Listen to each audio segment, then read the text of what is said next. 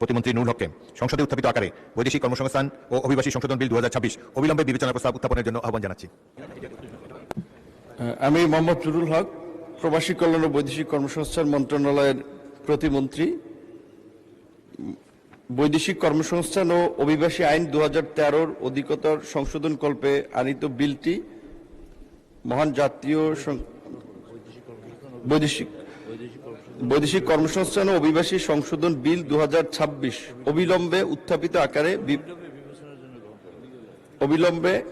বিবেচনা করা হোক।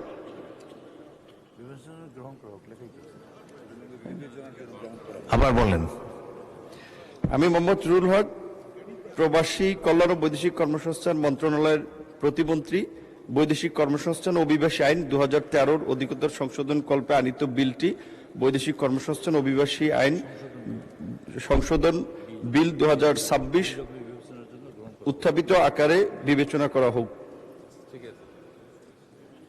আবার বলুন, অবিলম্বে বিবেচনার জন্য আবার উত্থাপন করুন। হ্যাঁ, আমি মোহাম্মদ নুরুল হক, প্রবাসী কল্যাণ ও বৈদেশিক কর্মসংস্থান মন্ত্রণালয়ের প্রতিমন্ত্রী।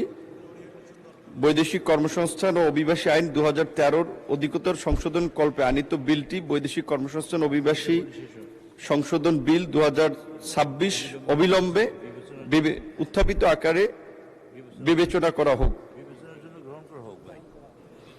অবিলম্বে বিবেচনার জন্য গ্রহণ করা হোক।